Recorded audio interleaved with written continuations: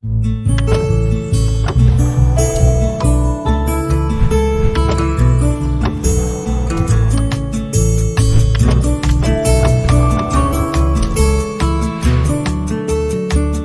ने बड़े कमाल की बात कही है कि जन्म से पहले जीभ आती है और जन्म के बाद दांत, लेकिन और मरने से पहले चले भी जाते हैं। इसलिए यदि कोमल बनना है तो जीभ की तरह कोमल बनिए, ना कि दांत की तरह कठोर।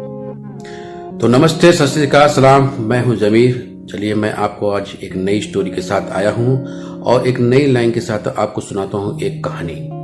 तो कैसे हैं दोस्त? उम्मीद करता हूं आप अच्छे से होंगे। एक बार की बात है, गौतम बुद्ध अपने शिष्यों के साथ घूमने के लिए निकले। जब उन्होंने कुछ दूरी पे आगे निकले और देखा कि एक पेड़ है, बहुत ही खूबसूरत है और वहां अच्छी ठंडी हवा चल रही है, तो उनका मन हुआ कि क्यों ना थोड़ा यहाँ पे आराम कर लिया जाए। उस पेड़ की जगह पर अपने शिष्यों के साथ वो आराम करने बैठ गए। कुछ ही देर बाद उनके शिष्य उनसे बोलते हैं कि क्या आप यहाँ पे आराम महसूस कर रहे हैं?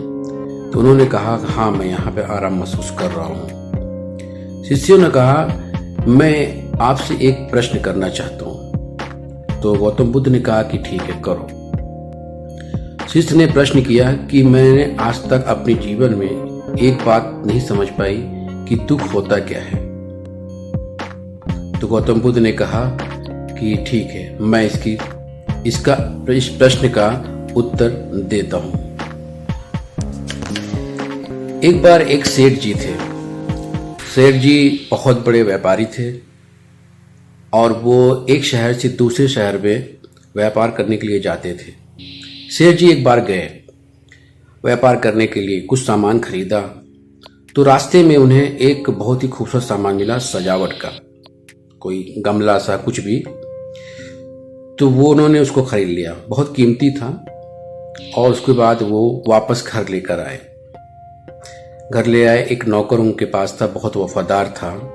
उन्होंने उस नौकर से कहा कि तुम इसको एक सही जगह चुनकर इसको अच्छी जगह पर सजा दो।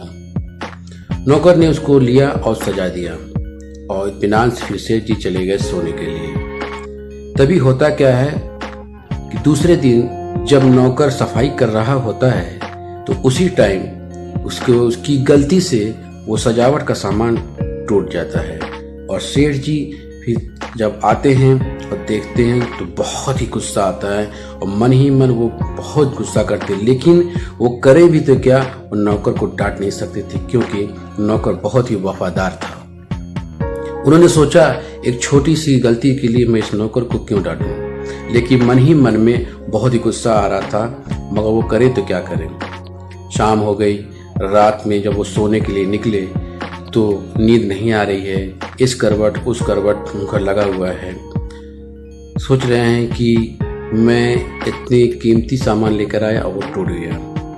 तभी उन्होंने क्या किया कि नींद नहीं आ रही थी, थोड़ा बाहर निकले टहलने के लिए। तो सेठ जी जब बाहर निकल के देख रहे तो नौकर खराटे भर कर सो रहा है। उन्होंने ये सोचा कि मुझे नींद नहीं आ रही है, सामान मैंने खरीदा और ये खराटे भर कर सो रहा है, तो क्या करूं। दूसरे दिन उन्होंने एक तरकीब निकाली और उसके बाद उस नौकर को बुलाया और कहा कि इधर आओ। नौकर आया, उससे कहा कि जानती हो वो सामान मैंने किसके लिए लाया था, जो कितना कीमती था, बहुत महंगा था, वो सामान मैंने तुम्हारे लिए लाया था। अब देखिए, सेठ जी कि मन की बात तो निकल गई, उससे उन्होंने कह दिया। अब सेठ जी शाम होती है, रात होती है, खाना खाते हैं, सो जाते हैं और खूब खराटे भर के सोते हैं। लेकिन अब वही सेम उल्टा होता है। नौकर की नींद उड़ जाती है और वो सोचता है कि मैंने ये क्या कर दिया कि जो सेठ जी मेरे लिए इतना कीमती सामान लेकर आए, मुझे इस लायक समझा और उससे टूट गया। तो इस कहानी से शिक्षा यही मिलती है। गौतम बुद्ध अपने शिष्यों को यही समझाना चाहते थे कि दुख होता क्या है। दुख एक विचार है मेरे दोस्तों। दुख एक विचार है। आप जैसा अपने माइंड में एक चीज ले आएंगे वैसा आपके अंदर वो चीज फील होती है। दुख कोई चीज नहीं है। दुख सुख कुछ भी, जैसा आप फील करें, जैसा अपने आप माइंड विचार लाएंगे तो वैसा आप फील करेंगे। यानी सीधी सी बात है कि किसी भी चीज के बारे में यदि आप विचार करते हैं तो वो आपको अंदर वो चीज लेके आती है। दुख का आप फील करेंगे तो दुख है, सुख का आप फील करेंगे तो सुख है, बाकी सब टेम्परेरी है।